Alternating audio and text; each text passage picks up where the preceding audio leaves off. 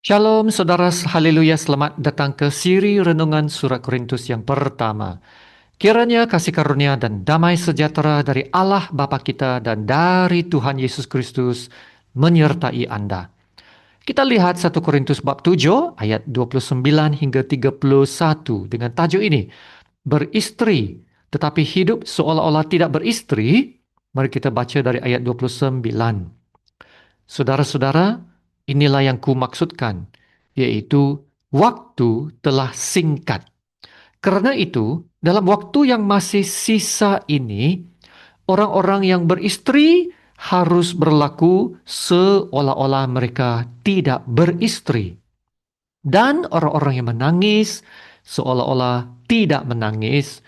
Dan orang-orang yang bergembira seolah-olah tidak bergembira. Dan orang-orang yang membeli seolah-olah tidak memiliki apa yang mereka beli. Pendeknya, orang-orang yang mempergunakan barang-barang duniawi seolah-olah sama sekali tidak mempergunakannya. Sebab dunia seperti yang kita kenal sekarang akan berlalu. Demikianlah firman Tuhan. Dalam petikan sebelum ini, Paulus berbicara tentang hidup yang membujang. Paulus memberikan nasihat supaya mempertimbangkan untuk tetap kekal dalam keadaan itu, yaitu status single, ya. Alasan Paulus mengingat waktu darurat sekarang. Prinsipnya jelas. Paulus berkata, tidak perlu ubah status luaran. Yang penting, bagaimana hidup kita memuliakan Tuhan dalam keadaan kita sekarang. Amin. Namun, dalam ayat 29 hingga ke 31, Paulus membawa kita lebih dalam lagi. Bukan sekadar soal status, tetapi soal perspektif kekal. Dalam ayat 29, Paulus menasihatkan, waktu telah singkat, ya, waktu telah singkat. Dan dalam ayat 31, Paulus juga berkata sebab dunia seperti yang kita kenal sekarang akan berlalu. Maka Paulus menasihatkan orang-orang yang telah berkawin, yang beristri, ya, harus berlaku seolah-olah mereka tidak beristri. Ayat 29 ini. Nah, ini tidak membawa maksud penceraian. Sebab Paulus sudah memberitahu sebelum ini yang berkawin kekal dalam status perkawinannya, ayat 27, ya. Dan perkawinan itu bukanlah dosa, dalam ayat 28 sebelum ini.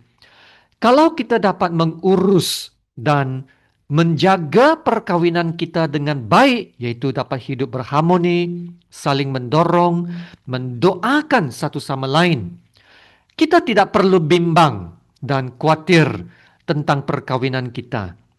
Maka perkawinan bukanlah dosa.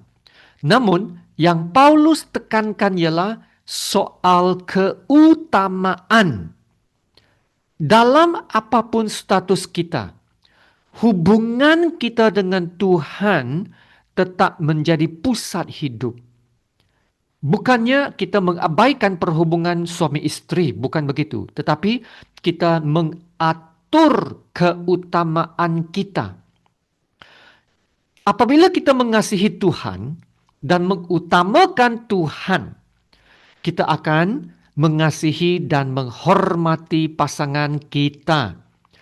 Ini boleh terjadi karena apabila kita mengasihi dan mengutamakan Tuhan, kita berpegang pada nilai-nilai yang Tuhan ajarkan. Seperti kesetiaan, ya. Kita setia kepada pasangan hidup kita. Ada kasih sayang, ada kesabaran, dan ada kerendahan hati. Nilai-nilai ini secara semula jadi akan mengalir ke dalam perhubungan kita, ya, mempengaruhi cara kita berhubung dengan pasangan kita. Apabila kita telah membangunkan dasar perkawinan yang kuat dalam Tuhan Yesus, kita tidak perlu bimbang akan hal kasih dan kepercayaan dalam perkawinan kita. Itulah maksudnya. Orang-orang yang beristri harus berlaku seolah-olah mereka tidak beristri. Dan bukan mengabaikan. Dan ini bukan mengabaikan perkawinan, tetapi tidak menjadikannya yang terutama. Maka janganlah menjadikan perkawinan pusat perhatian utama hidup. Ya, sehingga kita mengabaikan apa yang terutama, yaitu pelayanan dan ibadah kita dalam Tuhan. Itulah pesanan yang sama dalam ayat 30 dan 31. Dan orang-orang yang menangis seolah-olah tidak menangis, dan orang-orang yang bergembira seolah-olah tidak bergembira, dan orang-orang yang membeli seolah-olah mereka tidak memiliki apa yang mereka beli.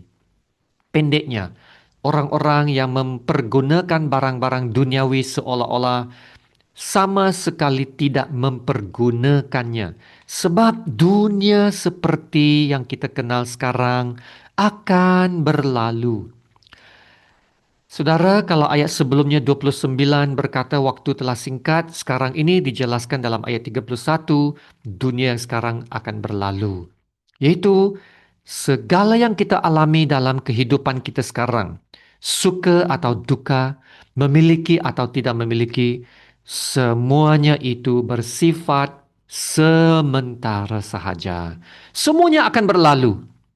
Oleh itu, jangan jadikan keadaan hidup kita, apa yang kita miliki, sebagai pusat kehidupan kita. Kita bukannya menolak atau mengabaikan kehidupan dan kebendaan, tetapi jangan biarkan semua itu menguasai hati kita, emosi kita, keputusan kita, sehingga mengganggu fokus dan ibadah kita kepada Tuhan. Kita masih boleh pakai kebendaan duniawi. Pakailah sebaik-baiknya tanpa perlu diikat kepadanya. Kalau dapat hidup dalam kesederhanaan dengan hati penuh kecukupan dan kesyukuran, itu yang baik.